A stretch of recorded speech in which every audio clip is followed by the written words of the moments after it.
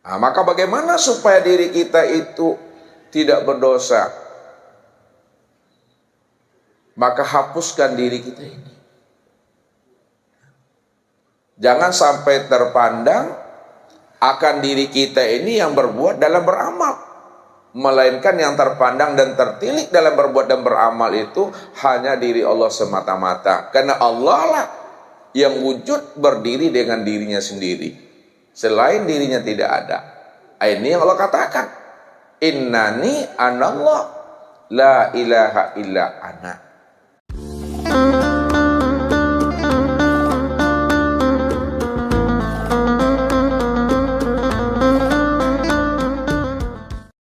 Assalamualaikum warahmatullahi wabarakatuh. Alhamdulillah. Alhamdulillahilladzi nawwara qulubana binuri ma'rifati wal yakin wa adkhilna ma'al awliya'i wassolihin. Wassalatu wassalamu ala sayyidina Muhammadin nabiyyi sayyidil mursalin wa ala alihi wa sahbihi rasulillahi ajma'in. Faqala Allah ta'ala fil Qur'anil Karim, a'udzu billahi minasy syaithanir rajim, bismillahirrahmanirrahim. Sanurihim ayatina fil afaq wa fi anfusihim hatta yatabayyana lahum annahu al-haq. Wa fil ardi ayatul lil muqinin wa fi anfusikum afala tubsirun. Shadaqallahul azim. Bapak Ibu, saudara-saudara, para muhibbin jamaah tauhid yang dirahmati Allah. Setiap ibadah dan ketaatan yang diperbuat, maka wajib ibadah itu didirikan di atas amal ma'rifat.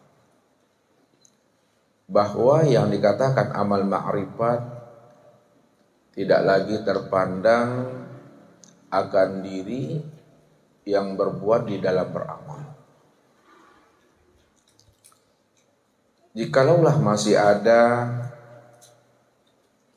diri yang merasa beramal, maka itu yang dikatakan namanya amal nafsi atau amal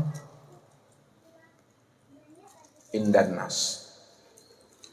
Amal nafsi atau amal indan nas ini yang dijelaskan oleh baginda Rasul Nabi Muhammad sallallahu alaihi wasallam kepada umatnya, wujudu kadzanbun. Adanya akan dirimu yang merasa berbuat di dalam beramal itu adalah dosa. Dan dosa itulah yang dikatakan namanya suatu kesyirikan. Maka yang membatalkan amal kita itu tidak lain adalah kesyirikan yang diperbuat oleh dirinya sendiri.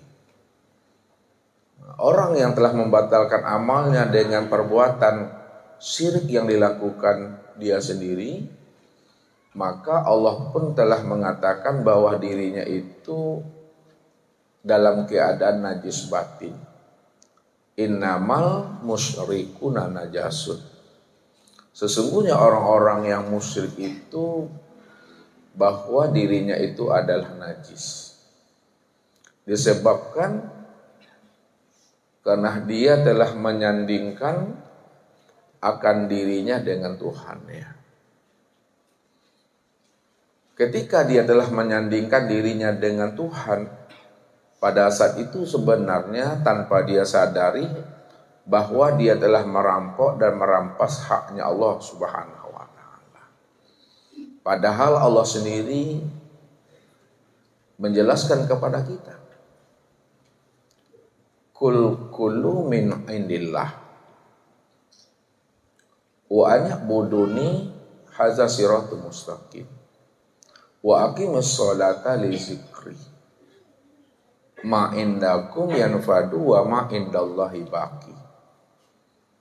Artinya, katakanlah hai Muhammad bahwa tiap-tiap segala sesuatu itu berasal daripada sisiku, dari zat diriku sendiri. sifatku sendiri dan perbuatan diriku sendiri. Kalaulah segala sesuatu itu datang daripada diriku sendiri, itu maknanya akulah yang menyembah dan memuji akan diriku sendiri. Bahwa sesungguhnya yang sholat itu akulah yang bernama Az-Zikri. Karena akulah yang sebenarnya yang bakok, yang memiliki sifat kebesaran dan kemuliaan. Makanya orang-orang yang tidak menyadari bahwa sesungguhnya yang berbuat di dalam beramal itu adalah aku, maka disitulah sebenarnya amal mereka itu habitat a'maluhum fid dunya wal akhirah. Amal mereka itu batal, ya, dunia sampai akhiratnya. Kalau Allah telah mengatakan amal yang diperbuat oleh manusia karena amal indan nas, amal nafsi itu batal, maka sebenarnya amal yang mereka kerjakan selama ini yang dikatakan amal yang fata morgana, ya, sangka dan perasaan dia sendiri yang merasa bahwa dirinya itu telah berbuat dalam beramal, padahal wa yahsabuna annahum yuhsinuna sun'a. Mereka sebenarnya telah tertipu dengan diri dan amal mereka sendiri, kata Tuhan, tapi mereka tidak menyadarinya. Inilah yang disebut namanya dengan syirik. Jadi syirik itu sebenarnya Bapak Ibu, kata baginda Rasul, bagaikan semut hitam yang berjalan di aspal yang hitam pada kegelapan malam. Bahwa artinya kita tidak akan pernah mampu untuk bisa memandang dan melihat semut hitam yang berjalan di dalam kegelapan malam, di dalam aspal yang hitam. Saking gelap dan halusnya perbuatan syirik itu Bapak Ibu, bahwa amal kita sendiri, zikir kita sendiri, ibadah dan ketaatan kita sendiri itu sudah kena virus kesyirikan. Jadi siapapun amal dan dirinya serta ibadahnya telah kena virus kesyirikan, ulaika habitat a'malukum bil hayatid dunya wal akhirah. Maka batallah seluruh amal-amal mereka yang mereka perbuat selama hidupnya di alam dunia ini. Sampai di akhirat tidak ada balasannya, ya. Basa awak nak buni do Bapak Ibu. Pane awak bakarajo, pane awak baladang, tapi tidak ada hasilnya. Nah, ini yang mesti kita perhatikan, yang mesti kita tilik di dalam diri kita ini. Apa betul kita yang berbuat dalam beramal, atau Allah lah sebenar-benarnya yang berbuat dan beramal untuk dirinya sendiri? Nah, kalaulah Allah yang berbuat dalam beramal untuk dirinya sendiri, lalu untuk apa Allah lakukan itu? Tidak lain adalah untuk menyatakan akan keagungan dan kebesaran dirinya, bahwa dirinya itulah sebenarnya yang wujud semata-mata. Jadi tidak ada pembanding daripada diri Tuhan itu. Disinilah letaknya bahwa Allah itu bersifat qiyamuhu binafsihi. Allah berdiri dengan dirinya sendiri. Jadi kalau Allah berdiri dengan dirinya sendiri, itu sebenarnya ketika kita pandang dengan pandangan basirah kita, maka yang berbuat dalam beramal itu hanya diri Allah. Bukankah Allah katakan tadi, wa ni'buduni hadza siratun mustaqim. Akulah sebenarnya yang menyembah dan memuji diriku sendiri. Ya. Wa aqimis sholata li zikri. Sesungguhnya yang sholat itu aku yang bernama Az-Zikri. Maka segala sesuatu itu, kata Allah, tidak lain adalah aku sendiri yang berbuat semata-mata. Kul kullu min indillah. Segala sesuatu yang terjadi pada diri, di luar diri, tidak lain adalah diriku sendiri yang bernama Muhammad. Jadi tidak ada diri kita Bapak Ibu. Makanya siapa yang mengaku, yang merasakan bahwa dirinya yang berbuat dan beramal, aku sholat karena diriku, aku beribadah karena diriku, ini yang dikatakan wujudu kazanbun. Ya. Adanya diri kita aja ada dosa.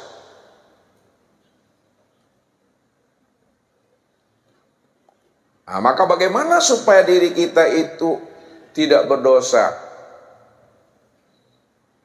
Maka hapuskan diri kita ini. Jangan sampai terpandang akan diri kita ini yang berbuat dalam beramal, melainkan yang terpandang dan tertilik dalam berbuat dan beramal itu hanya diri Allah semata-mata. Karena Allah lah yang wujud berdiri dengan dirinya sendiri. Selain dirinya tidak ada. Ini yang Allah katakan. Innani anallah la ilaha illa ana. Sesungguhnya aku inilah Tuhan yang bernama Allah. Tidak ada yang menyembah diriku, melainkan aku. Tidak ada yang memuji diriku, melainkan aku. Tidak ada yang mensucikan dan mengagungkan diriku, melainkan aku. Tidak ada yang menyatakan diriku, melainkan aku semata-mata. Maka tidak ada yang lainnya. Inilah yang akan dihantarkan oleh baginda Rasul kepada kita.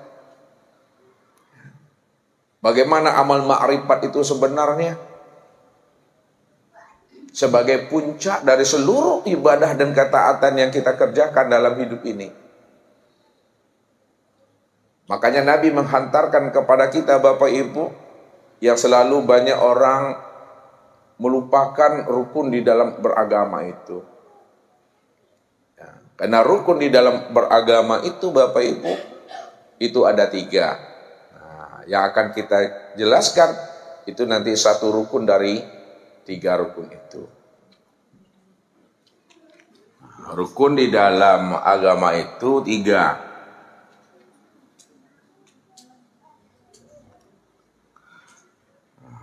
Pertama namanya rukun iman. Yang kedua namanya rukun Islam. Dan yang terakhir disebut namanya rukun ihsan. Ada berapa Pak? Ya, rukun ihsan itu hanya 2.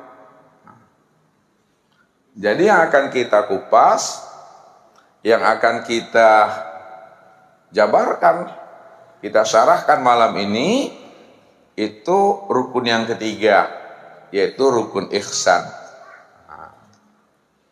Karena rukun ihsan ini sebenarnya ruhnya ibadah. Disinilah puncak seluruh ibadah yang kita kerjakan itu. Bahwa puncak dari seluruh ibadah yang dikerjakan itu betul-betul Bapak Ibu mampu melihat dan menyaksikan Allah secara jelas pada diri sendiri. Itu puncak ibadah. Maka jikalau kita ingin melihat Tuhan secara jelas pada diri sendiri, ya kita hapuskan diri kita. Nah, hapuskan diri itu maksudnya jangan lagi terpandang akan diri kita, yang merasa diri kita ini ya berbuat dalam beramal. Ini yang mesti disadari, mesti dimengerti bahwa diri kita tidak ada dari sejak mula jadinya. Kapan diri Bapak Ibu tidak ada sejak mula jadinya? Pada saat Allah itu wujud, pada saat Allah itu zahir, maka ketika itulah diri kita itu tidak wujud dan tidak zahir.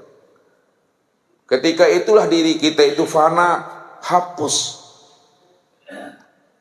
Jadi kalau diri kita sudah fana dan diri kita sudah hapus, lalu siapa sebenarnya wujud diri kita ini? Wujud diri kita inilah adalah penjelmaan. Ya, perwujudan untuk memandang secara nyata wujudnya Allah itu yang bernama dengan Muhammad. Ini yang disebut namanya puncak ibadah dari seluruh ketaatan yang kita kerjakan ini. Jadi yang kita kupas itu adalah rukun ihsan. Ihsan ini ada dua makomnya Bapak Ibu. Pertama disebut namanya makom tauhid.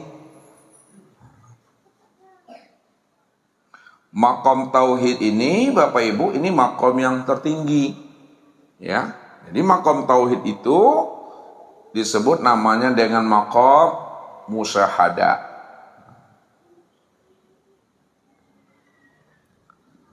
Makom musyahadah. Makom musyahadah itu makom menyaksikan diri Tuhan secara terang, jelas dan nyata pada diri insan. Jadi sebenarnya insan itu tempat nyatanya memandang Tuhan secara jelas. Ini nanti kita akan jelaskan. Yang kedua disebut namanya makom tasawuf.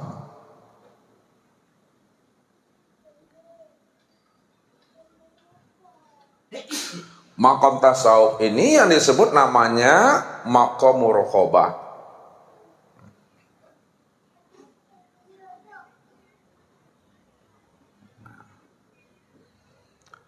Makom muraqabah itu Bapak Ibu merasakan akan kehadiran Allah itu pada diri sendiri. Walaupun kita belum mampu menyaksikan kezahiran Allah secara terang dan jelas pada diri sendiri, namun kita yakin bahwa Allah itu wujud, bahwa Allah itu ada, nyata pada diri sendiri. Walaupun kita tidak melihat dan menyaksikannya, namun kita bisa merasakannya.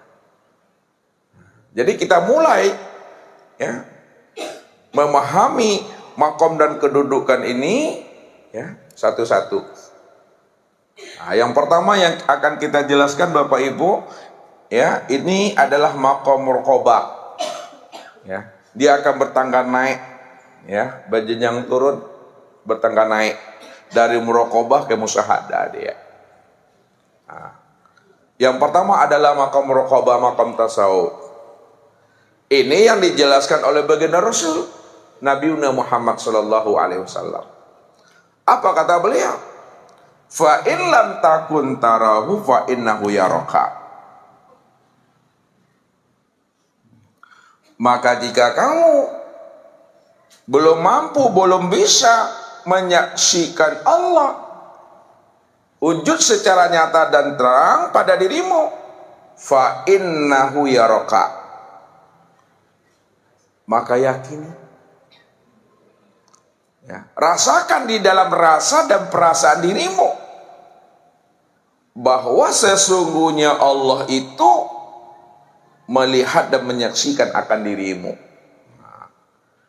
Jadi kalau kita belum bisa menyaksikan Allah, yakini, sadari di dalam rasa dan perasaan hati dan jiwa kita bahwa Allah sedang menyaksikan akan diri kita. Kalau Allah sedang melihat dan menyaksikan akan diri kita, itu artinya apa? Bahwa Allah itu wa huwa ma'akum aina ma kuntum. Kita bermain dasar dulu, dalil. Wa huwa ma'akum aina ma kuntum.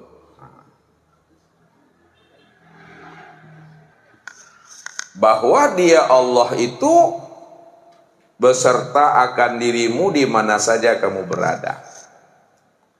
Kalau Allah beserta diri kita di mana saja kita berada, itu artinya apa? Bahwa kehadiran Allah itu asma wa arad. Wa arad. Kehadiran Allah itu beserta kita. Maha mendengar, asma. apa yang terbetik di dalam hati dan apa pula yang tersirat dan tersembunyi di dalam rahasia diri. Jadi kalau kita mengerutu, ya, ngomel, ya, di dalam hati, Allah dengar tuh. Wa aro, bukan hanya sekedar mendengar, aku juga maha melihat, maha menyaksikan dari setiap perbuatan, tingkah laku dan perbuatan kamu, kata Allah. Jadi tidak ada yang lepas daripada tilikan, pantauan dan pengawalan Tuhan. Ini maknanya apa, Bapak Ibu? Kalau tidak ada yang lepas daripada pantauan dan pengawalan Tuhan, maka kehadiran Allah pada diri kita itu wala takmaluna min amalin illa kunna alaikum syuhuda.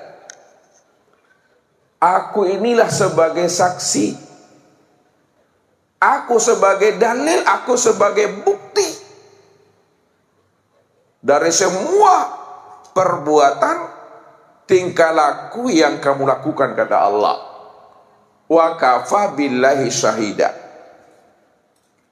Cukuplah diriku yang menjadi saksi bagi dirimu. Kalau Allah sudah mengutarakan bahwa dirinya sebagai saksi dan bukti bagi diri kita ini, maka 24 jam sampai habisnya usia umur kita, kita selalu berada di dalam pantauan dan tilikan Tuhan. Jadi kalau kita berada dalam pantauan dan tilikan Tuhan, maka kehadiran Tuhan sebenarnya yang mesti kita rasakan di dalam pandangan kolbi kita itu, bahwa sebenarnya Allah itu aqrabu ilaihi min hablil warid.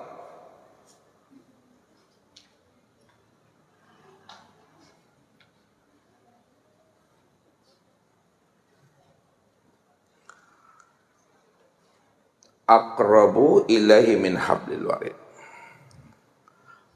Bahwa diriku lebih dekat dengan dirimu daripada dekatnya urat nadimu pada tengkuk lehermu ini. Ya. Kalau kita kembangkan makna itu, Allah itu lebih dekat dengan diri Bapak Ibu dibandingkan dekatnya mata hitam dan mata putih yang ada pada penglihatan kita ini. Maksudnya, kalaulah mata hitam dan mata putih yang ada pada mata kita ini dekat pada diri kita, maka Allah lebih dekat lagi dengan diri kita dibanding dekatnya mata hitam dan mata putih itu yang sebenarnya. Kalaulah detak jantung itu dekat pada diri kita, maka sesungguhnya Allah itu lebih dekat lagi dengan diri Bapak Ibu dibanding dekatnya detak jantung itu pada diri kita sendiri. Apalagi yang dekat dengan kita?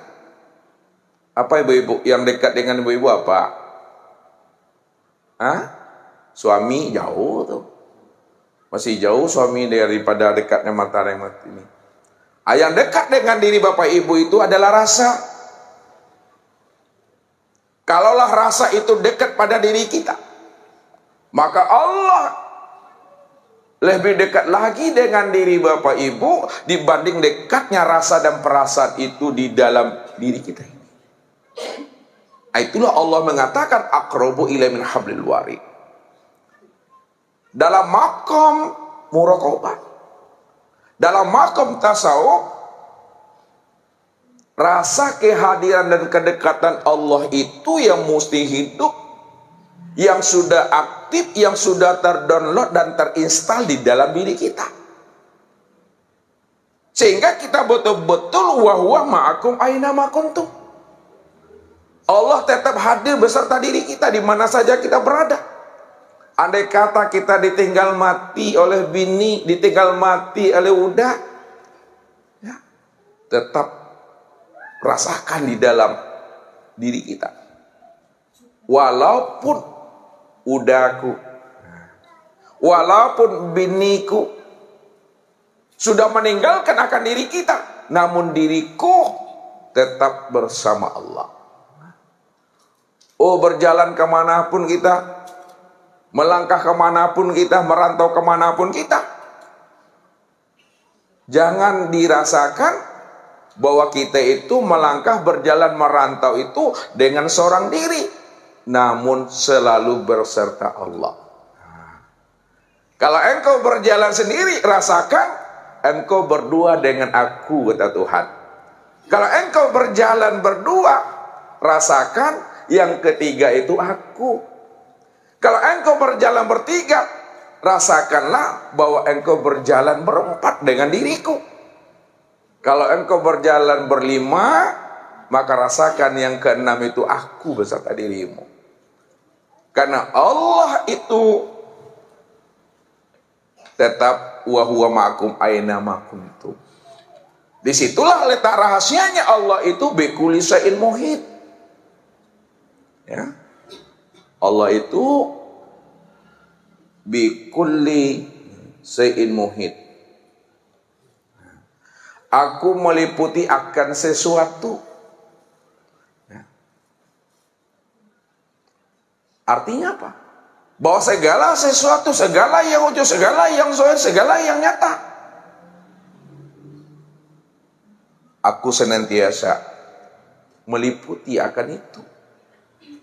Jadi tidak ada ruang dan waktu, tidak ada tempat, masa dan zaman yang tidak ada aku, kata Allah. Walillahil masyriq wal maghrib fa innama tuwallu fasamma wajhullah. Barat dan timur ini itu hak aku, milik aku yang punya, kata Tuhan. Kemanapun kamu palingkan wajahmu, kamu palingkan hatimu, jiwamu, perasaanmu, maka yang terpandang, yang tertilik, yang terlihat oleh dirimu adalah akan diriku. Jadi kalau aku sudah mengatakan diriku ini sudah bikulli syai'in muhit, lalu kamu tidak mampu memandang akan diriku pada saat engkau memandang, berarti hatimu dalam keadaan buta, kata Tuhan. Buta yang bagaimana?